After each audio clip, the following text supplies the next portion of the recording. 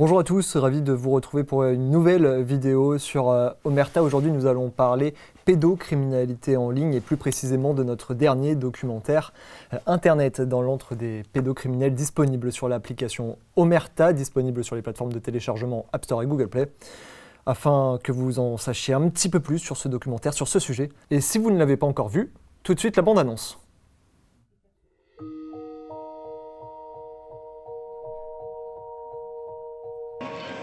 Et tu es sur quel collège?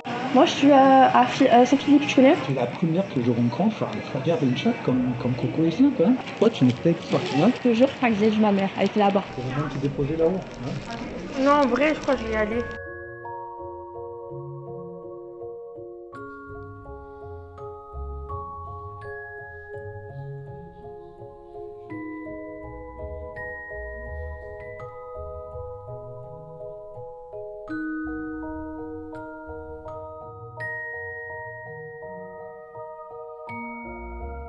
On peut acheter le numéro de téléphone, le numéro des parents, l'adresse, l'établissement.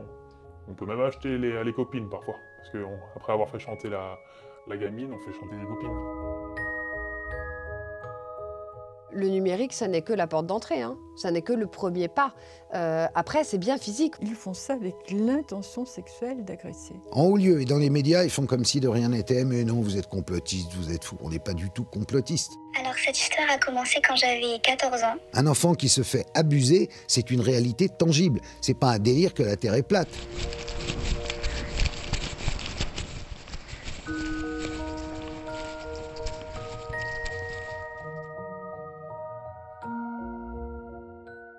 Sarah, il y a une scène qui a énormément fait réagir sur les réseaux sociaux.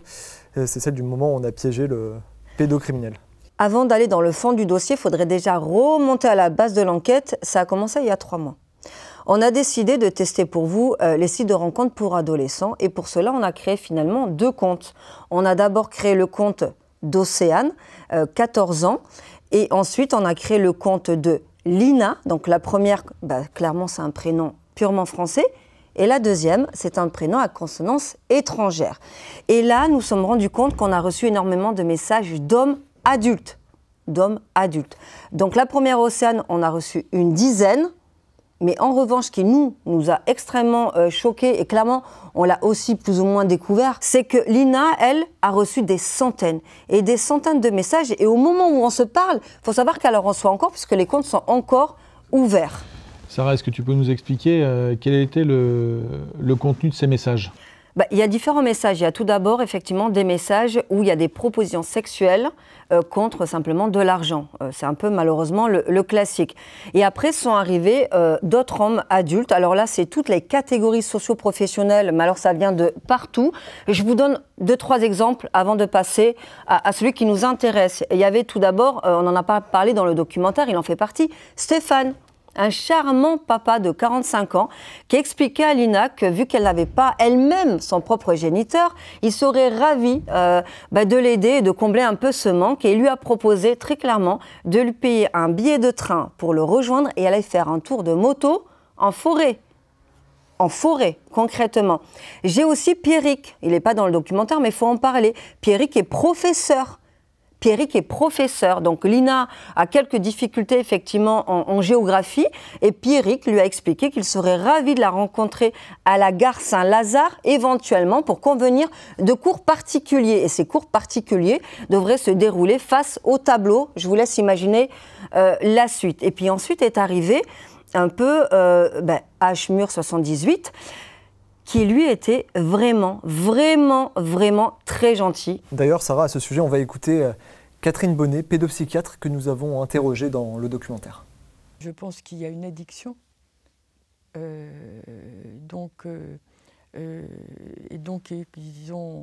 Ils cherchent des personnes qui peuvent agresser, soit au sein de la famille, parce que quand même, la majorité des agressions se passent au sein de la famille, et que ce soit les parents, plutôt les pères, c'est majoritairement des pères, il y a parfois des mères, et ou dans l'entourage, enfin par d'autres membres de la famille.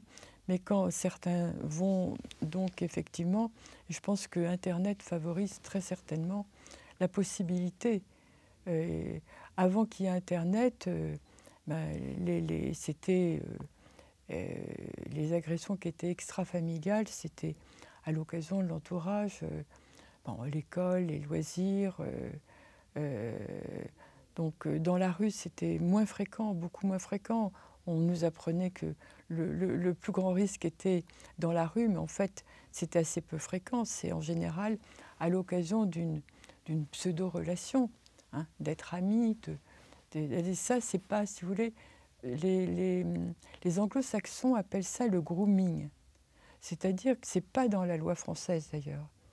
C'est-à-dire qu'il y a l'intention d'agresser, mais qui est cachée derrière une séduction de la personne. Et c'est ça qui est très très difficile pour des jeunes qui sont seuls, qui ont envie d'amis, qui ont envie de relations.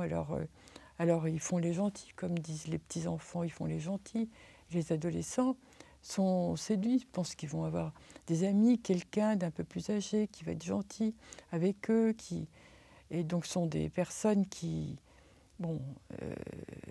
sont trop seules, ne sont pas, à mon avis, suffisamment entourées par leurs parents. Ou alors, parfois, à l'adolescence, c'est aussi difficile parce que les adolescents ne disent pas tout le temps à leurs parents leur souhait d'amour, leur espoir d'amour, leur espoir d'une vie affective, etc.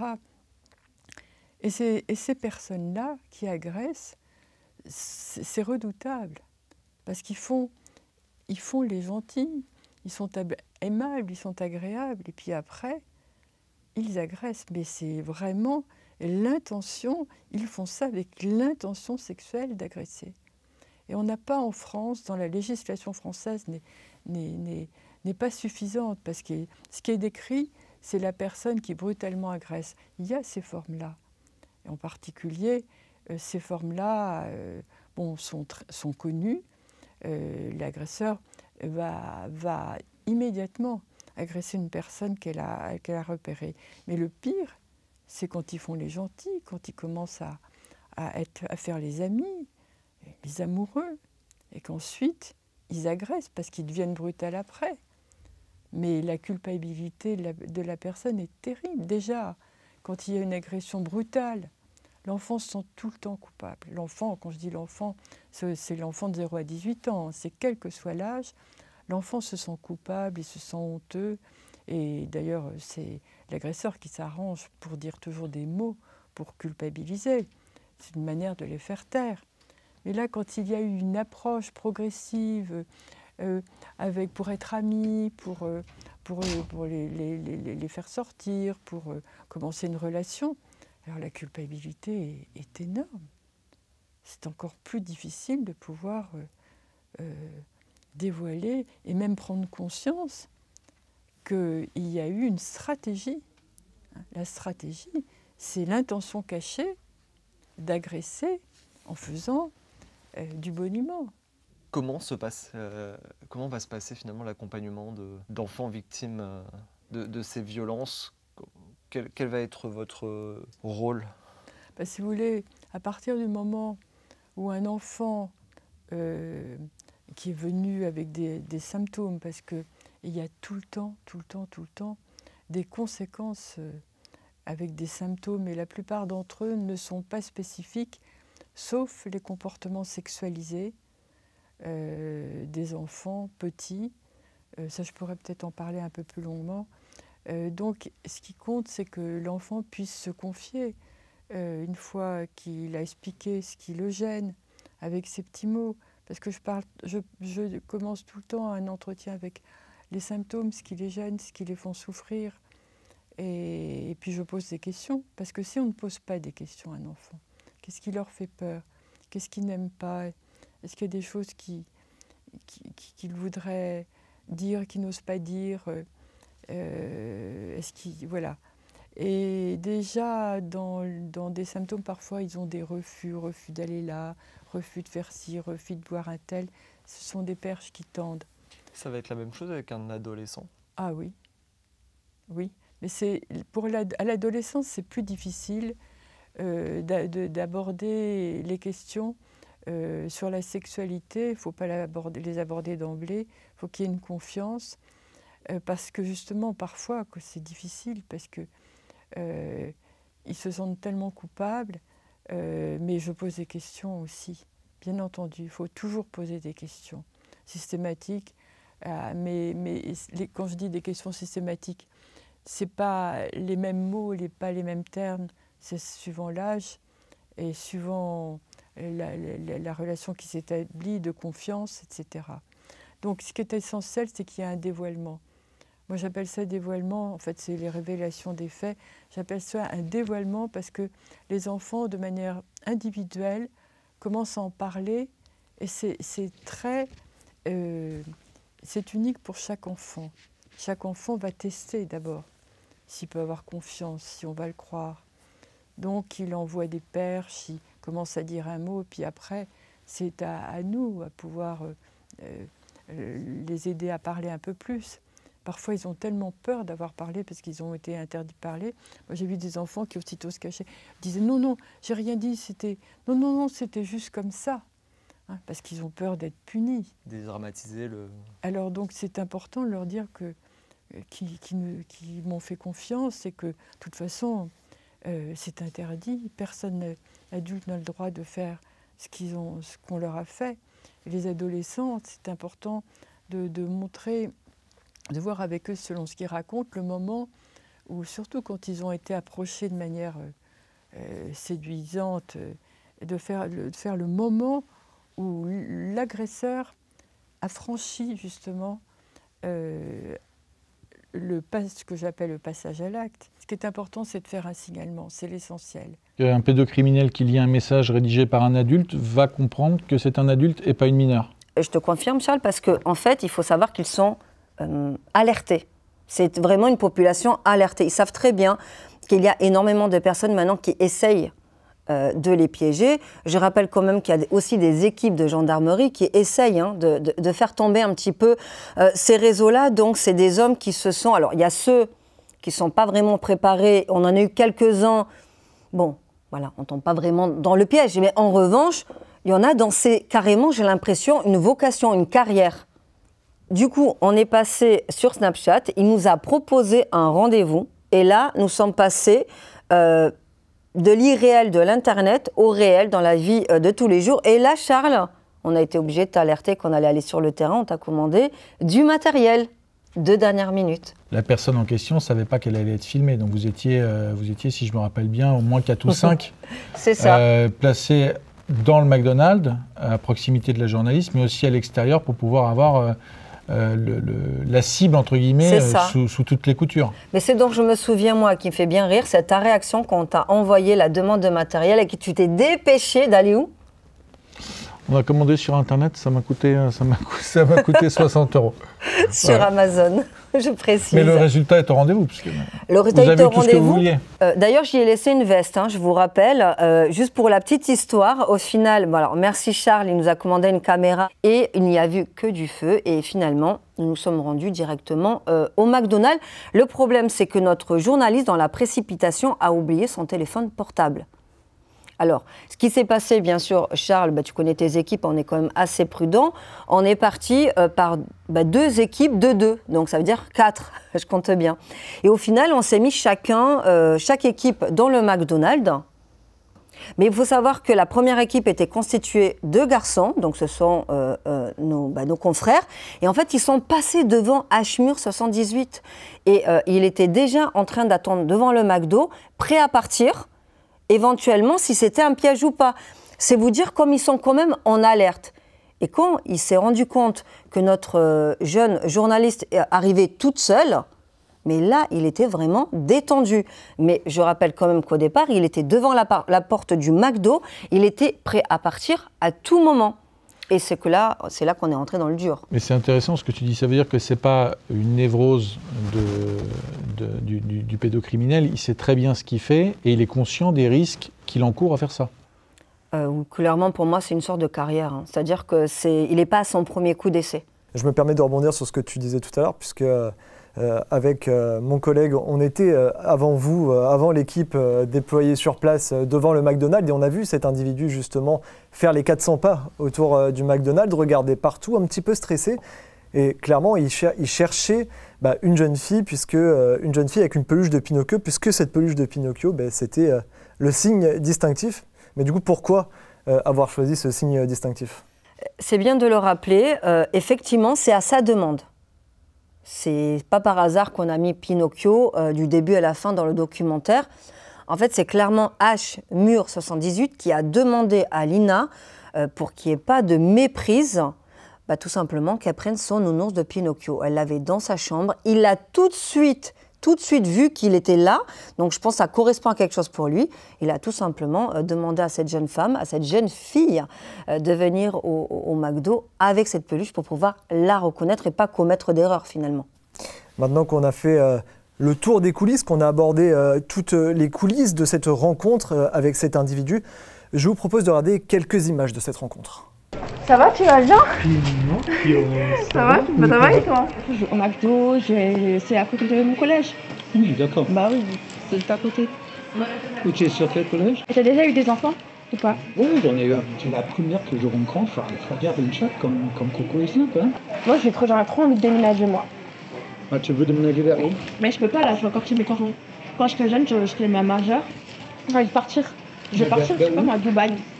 Non, mais franchement, toi, tu n'es peut-être pas là. Merci beaucoup. On a pu discuter avec toi de Milan. C'est vrai, moi j'ai tout le temps ça. Et en plus, tu es mignon comme toi. Toi aussi, t'es gentil. Ma mère, elle va m'appeler là. Cette urgence chez moi. Parce que je crois que ma mère, elle est. Je suis pas avec elle. Je ne sais pas voir, je pourrais même te déposer là-haut. Hein. Tu veux aller où maintenant? Je vais choquer. Je sais pas, mais je crois qu'elle était à côté. Je l'ai vu, je te jure. Mais en fait, ma mère, je la connais, elle va me tuer si elle sait, parce qu'elle sait que je l'ai séché. On se recontacte ou pas? Vas-y, on se recontacte. Bah oui, sur. Avec plaisir. Vas-y. Oui. Tu veux nous dire au revoir? Bah oui, bien sûr, je vais dire au revoir. Au revoir, salut.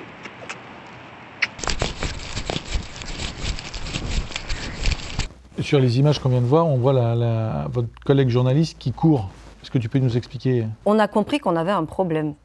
Il ne voulait pas lâcher l'affaire. Il ne voulait pas la lâcher. C'est-à-dire qu'elle avait beau dire que sa mère l'attendait, qu'il fallait qu'elle y aille, que sa mère éventuellement était dans les parages. Là, pour le coup, c'était un moment un petit peu tendu, j'en bégayais encore, puisqu'en fait, il la tenait. Il ne voulait pas. Alors, tranquillement, parce qu'on était dans un lieu public. Ensuite, il voulait l'embrasser. Ensuite, il voulait la ramener. Nous, on assistait à ça entre le McDo et le parking. À un moment donné, on prend la voiture, la première équipe, pour aller un petit peu plus loin et la récupérer. Finalement, il la laisse partir. Et vous voyez, quand vous la voyez courir, c'est pas une actrice. Elle a peur. Elle part, elle a peur. Et dites-vous qu'ensuite, il y a eu le choc post-traumatique. Et nous parlons quand même d'une jeune femme de 20 ans. Imaginez si réellement elle avait 14 ans. Donc, elle était paniquée. Et je vais rebondir sur ce que tu dis, peut-être pour rentrer un peu plus dans les détails. Avant de l'exfiltrer, il a fallu attendre que cet individu parte, et il a mis du temps à partir. Je confirme, il ne voulait pas partir. C'est comme si, en fait, dans son esprit, il avait prévu une suite. On n'avait pas bien conscience de ce qui allait se passer. Vous voyez, je suis encore à m'imaginer tout ça. Et en fait, concrètement, non, il ne voulait pas la laisser partir. C'est pour ça qu'au départ, et tu fais bien de le rappeler, hein, Rémi, c'est réel. Hein, c'est-à-dire que déjà, pour partir de la table dans le McDo, ce n'est pas une mince affaire. Et ensuite, on s'est retrouvés en extérieur, elle seule face à lui, et nous autour. Donc oui, c'était extrêmement stressant. Et tu l'as dit, c'est hyper dur d'anticiper finalement ce genre. Le risque zéro n'existe pas, on ne sait pas ce qui peut se passer à ce moment-là. Non, on ne sait pas. Concrètement, là, on parle d'une jeune femme de 20 ans, dans le cadre d'une équipe de journalistes et de la production de Charles d'Anjou. Mais c'est, imaginez, concrètement, 2 secondes, une jeune femme ou un jeune homme, parce que là, on parle de jeune femme et ça touche tout public. Il faut bien le rappeler quand même aux parents. L'enfant de 14 ans, il est face à cet individu. Cet individu se fait insistant. À un moment donné, il peut y avoir la sidération, on ne va pas extrapoler, mais à tout moment, l'enfant, garçon ou fille, peut tout à fait décider de monter en voiture avec cet individu. Et je crois qu'on l'a bien senti sur les lieux. Son idée, c'était de ne pas s'arrêter à ce rendez-vous-là précis. Bien évidemment. faut le souligner, je pense que c'est important, avant de faire cette caméra cachée, on s'est renseigné sur si on avait le droit de le faire ou pas. On a contacté des avocats pénalistes qui nous ont dit qu'on avait le droit de le faire, Charles. Oui, absolument. Et d'ailleurs, toutes les informations récoltées par le travail d'enquête seront transmises aux autorités compétentes. Concrètement, est-ce qu'il est difficile d'entrer en contact avec un pédocriminel ? Ah non, pas du tout, c'est simple comme bonjour. D'ailleurs, je vous invite à aller faire le test, malheureusement. Sur tous les sites de rencontres qu'on a testés, c'est le cas de le dire, en fait, on est rentré en contact avec eux au bout vraiment de, 10 minutes, pas plus. D'ailleurs, je pense que l'actualité parle d'elle-même. On l'a vu notamment avec l'affaire Philippe à Grande-Sainte, avec ces individus, ces jeunes qui avaient finalement piégé une personne sur le site coco.gg. Coco.gg rencontre ado, des sites qui ne cessent de faire l'actualité aussi ces dernières semaines. Ben, c'est ça. Alors, je rappelle que lui, pour le coup, c'était vraiment... voilà, il n'avait rien à voir là-dedans, mais effectivement, tu fais bien de le rappeler. Ça a quand même fait la une durant plusieurs semaines, je dirais même durant plusieurs mois, parce qu'il y avait déjà des enquêtes qui avaient été menées, peut-être 3-4 semaines juste avant cette news-là. Donc, c'est un secret de Polichinelle. Encore une fois, je fais référence à Pinocchio, mais ce n'est pas une découverte. Par contre, j'ai du mal à comprendre pourquoi aujourd'hui, on ne met pas plus de barrages sur ces sites-là une bonne fois pour toutes. D'ailleurs, Sarah, on a pu voir dans le documentaire, on a pu interroger une ancienne capitaine de police qui nous dit qu'aujourd'hui, la police a des difficultés, n'a pas les moyens nécessaires. Je ne pense pas que la société s'en rende compte, mais parce que je pense que aussi elle est responsable dans ce qu'elle ne veut pas voir, ne veut pas savoir, parce que c'est des sujets qui sont extrêmement difficiles. Et c'est d'ailleurs pour ça que j'avais écrit le deuxième ouvrage qui s'appelait Affaires d'ado, et dans lequel j'avais voulu mettre en lumière justement pour les parents la problématique de la pornographie. Et à l'époque, je leur avais... En gros, le message, c'était de dire, faites attention, voilà, vos enfants, quand ils se retrouvent à 10 ans, 11 ans, avec des téléphones portables et un accès à Internet, avec les pop-up, etc., on peut très rapidement se retrouver sur des sites de pornographie et parfois avec des images très choquantes. Et puis, c'était par là qu'effectivement, c'est en fait leur entrée dans l'apprentissage de la sexualité et ça emmène tout un tas de déviances. Donc dans ce deuxième livre-là, je me suis vraiment axée là-dessus parce que ça faisait partie de mon métier, mais de manière plus générale, et c'est quelque chose qui est plus insidieux encore parce que là, on vient carrément vous chercher sur vos téléphones, donc ce n'est pas vous qui allez à la source, c'est la source qui vient à vous.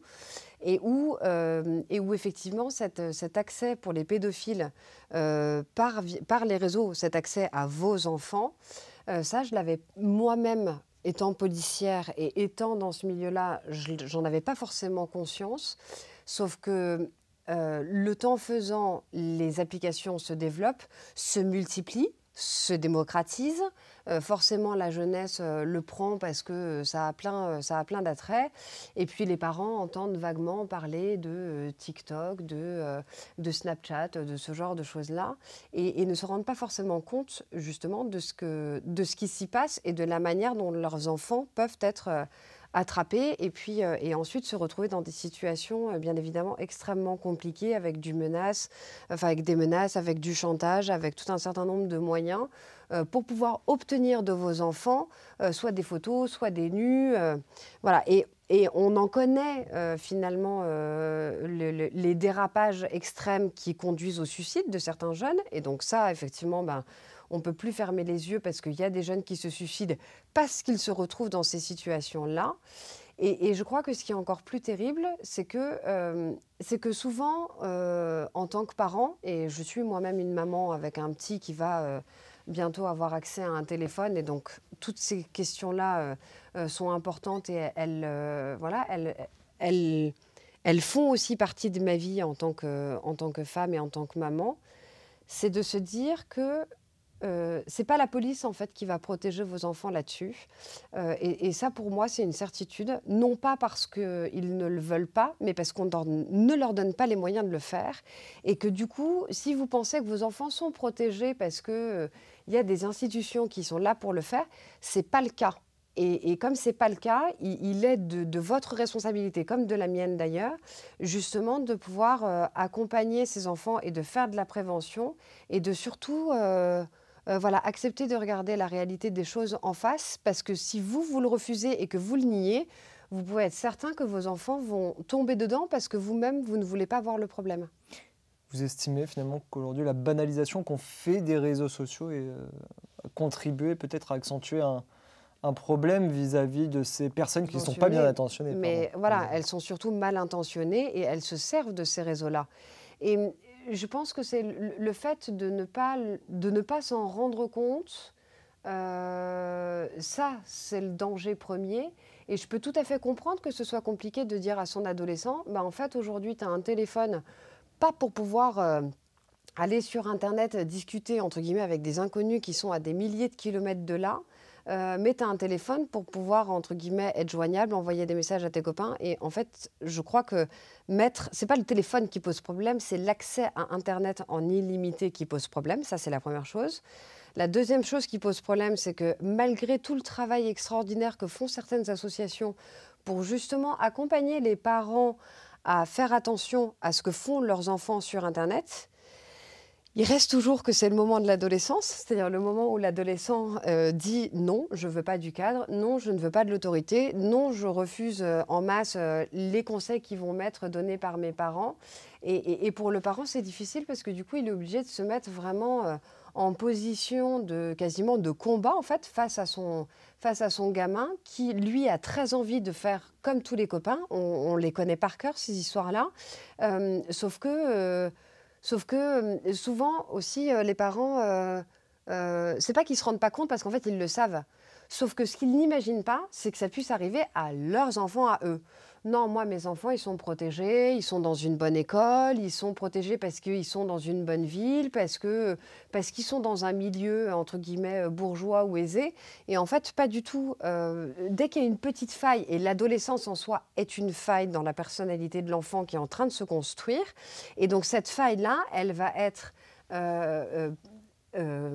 c'est une faille dans laquelle ils vont tous s'engouffrer parce que les enfants ont besoin d'attention. Donc, il suffit que vous ne soyez pas forcément présent parce que vous travaillez.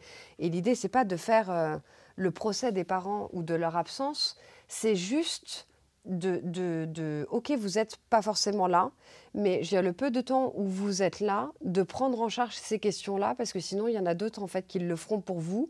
Et le jour où vous allez vous retrouver, et j'en connais, des mères qui se sont retrouvées à découvrir que leur fille, à 12 ans, elle se prostituait déjà et qu'elles étaient rentrées dans ces circuits malgré elles, mais parce qu'elles étaient dans une période qui n'était pas forcément évidente. Et bien, quand vous devez récupérer des mamans qui doivent accepter aussi cette réalité de se dire « ma fille a 12 ans et elle se prostitue », en fait, il est déjà trop tard. Aujourd'hui, une famille fait face à une situation de la sorte. Ça peut être un enfant qui est victime justement d'un de ces pédophiles sur les réseaux sociaux. Ça peut être un enfant qui est victime de prostitution, enfin qui est prostitué. Qu'est-ce qu'elle peut faire, cette famille? Comment Qu'est-ce qu'elle peut faire?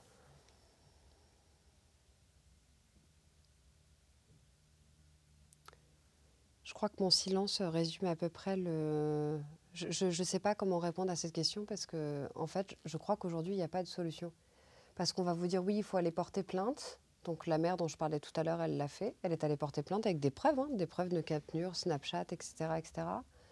L'enquête est close sans suite, alors que le jeune en question, un majeur, voilà, est connu. Il est connu pour d'autres faits, parce que généralement la prostitution, elle est liée aussi au trafic de stupéfiants.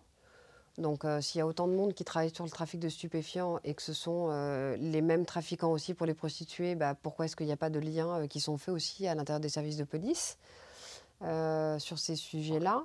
Après, se tourner devant le juge pour enfants, il n'y a pas. La structure sociale, elle est existante avec l'aide sociale à l'enfance, mais je pense que sur ces sujets-là, souvent, elle fait plus de mal que de bien. Alors, il n'y a pas que la police qui est mobilisée, il y a aussi la société civile, une partie de la société civile, notamment des hackers. Alors, dans le cadre de ce documentaire, nous avons pu interroger un ancien activiste d'Anonymous qui nous explique un petit peu comment fonctionnent ces pédocriminels. Écoutez. Les pédocriminels agissent sur les sites des réseaux sociaux en particulier d'une manière assez simple. Ils appâtent les victimes en se faisant passer pour des enfants la plupart du temps, ou par de jeunes adultes, promettant un monde et merveilles, une grande histoire d'amour, avec beaucoup de sentiments. Et assez rapidement, finalement, ils vont commencer à proposer des faveurs sexuelles. Donc ça va commencer par des photos, puis des vidéos, puis des cams, et ça va aller jusqu'à des sextapes envoyés régulièrement. À partir du moment où ils ont assez de contenu, ils vont commencer à faire chanter la victime. On va balancer à tes parents si tu ne nous donnes pas plus. On va balancer à tes amis de lycée si tu ne nous donnes pas plus. On va balancer à tes amis de collège si tu ne nous donnes pas plus. Et ça va continuer comme ça jusqu'à prostituer la gamine à distance. Tu sais, avec tout ce qu'on a sur toi, on peut détruire ta vie. Donc tu as intérêt à faire ce qu'on te demande de faire avec tel individu. Sinon on publie tout. La principale motivation à ces pédocriminels, la toute première, après s'être satisfait personnellement, c'est l'argent. C'est l'argent, et pas l'argent en petite quantité, c'est des gros montants, 50 000, 60 000, 80 000 euros. On a des réseaux qui brassent ça toutes les semaines. Aujourd'hui, on peut considérer qu'il y a des réseaux plus particulièrement, on va dire qu'on a le pédophile lambda qui va appâter de la gamine. Mais il ne va pas appâter de la gamine dès le départ. C'est pas ça un pédo. Un pédo, la première chose que fait un pédo, c'est qu'il va aller mater du contenu. C'est par là que tout commence. Il va aller sur des sites spécialisés, il va aller sur des télégrammes spécialisés. Telegram, c'est une application qui existe. Ils vont aller sur ces forums-là, sur ces petits chats, et ils vont voir du contenu. Ils vont commencer à fantasmer sur les enfants, finalement. Et à partir de ce moment-là, après qu'ils aient bien fantasmé sur les gamines, etc., ils vont commencer à fantasmer sur les personnes autour d'eux. Donc les sœurs, les frères, les cousins, tous les petits-enfants qui vont autour d'eux. Parfois, ils vont même à côté des écoles pour faire leur kiff. Et après, ils vont se dire, j'ai pas envie de me faire choper en réel. Et là, on va tomber sur une type de pédophile, justement, et c'est ceux qui nous intéressent aujourd'hui, c'est les pédophiles qui vont contacter par Internet. Donc au début, ils vont contacter simplement avec leur âge, leur identité, ils vont voir que ça ne va pas fonctionner. Donc ils vont commencer à faire l'usurpation d'identité. Et là, ils vont se faire passer pour des gamins. Et à partir de ce moment-là, vraiment à partir de ce moment-là, ils vont commencer à envoyer des photos, à demander des photos, à demander du contenu. Et parfois, pour ceux qui font ça depuis pas mal de temps, et pour se sentir un petit peu en sécurité et éviter de tomber sur des individus comme moi ou sur les autorités, ils vont se mettre en réseau, dans des endroits fermés. Et c'est eux qui vont faire venir la victime. Où est-ce que tu les trouves, ces réseaux? C'est des réseaux qu'on peut trouver sur Internet, sur des applications lambda, ou plutôt sur le dark web? Non, ces individus-là, ils sont partout. Avant, c'était un petit peu cette histoire de dire faut aller sur le darknet pour trouver ce genre de choses, ce genre de contenu. C'est plus le cas aujourd'hui. Aujourd'hui, ils se sont totalement démocratisés. Ça veut dire qu'ils vont utiliser le contenu sur des applications style Youbo, TikTok, Snapchat. Ils vont avoir des groupes sur ces organisations-là. En fait, ils vont être là où sont les jeunes. Selon ton expérience, comment est-ce que ces réseaux de proxénétisme se montent? En fait, les réseaux de proxénétisme qui finalement vendent le contenu, on va parler d'un truc qui s'appelle le CP, le child porn, donc la pornographie infantile. C'est comme ça qu'ils l'appellent, CP, avec un petit clin d'œil à la classe en primaire. C'est un réseau finalement qui va se monter avec différents domaines de compétences. On va avoir ceux qui ont une victime proche d'eux, avec qui ils vont faire les faveurs. Et après, on va avoir deux autres individus, les hébergeurs et les hackers. Parce qu'on a la partie où on obtient les contenus directement en réel, et on a la partie où on obtient les contenus en faisant chanter vos enfants. En fait, ils vont trouver ces informations-là par la deuxième partie de compétences qu'ils ont, les hackers. Les hackers, et quand je dis hackers en règle générale, il y a une autre petite communauté qu'on pourrait appeler les arnaqueurs. Les arnaqueurs vont commencer en fait à sympathiser avec leurs victimes, vont devenir amis, confidents, amoureux de leurs victimes, ou en tout cas c'est ce qu'ils vont faire croire, et ils vont obtenir un petit peu d'informations, c'est-à-dire quelques photos, quelques messages. Et c'est de là que ça va partir. À partir du moment où on a du contenu sexuellement explicite, ils vont faire chanter la victime, pour en obtenir toujours plus. Ça, c'est la première source de production finalement de contenu. La deuxième source, c'est les hackers. Aujourd'hui, on est dans une génération où on aime bien se prendre en photo, on aime bien prendre en photo nos formes, on aime bien montrer ça à nos copines. Les hackers savent qu'aujourd'hui, dans 60-70% des téléphones des gamines, il y a des photos d'elles en sous-vêtements, des photos d'elles intimes, et c'est par là qu'ils vont rentrer. Ils vont récupérer les accès téléphone, ils vont récupérer les accès sous leur compte, Snapchat, etc., par des logiciels malveillants. Et à partir de ça, ils vont accéder à tout le contenu. Et si malheureusement il n'y a pas le contenu qu'ils veulent, ils vont utiliser des petits secrets qu'il y a dans vos téléphones pour vous faire chanter, pour que vous fassiez ce contenu. Une fois qu'ils ont ces données, la première chose qu'ils vont faire, c'est qu'ils vont les vendre. Ils vont les vendre une partie au plus offrant, par ce qu'on appelle des grossistes, finalement. Donc ce sont des hébergeurs qui créent des sortes de gros dossiers de photos et qui vont vendre en fait à la chaîne. C'est quoi le profil des grossistes?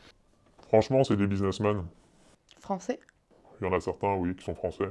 Quel conseil tu pourrais donner aux jeunes? Et ensuite, quel conseil tu pourrais donner aux parents?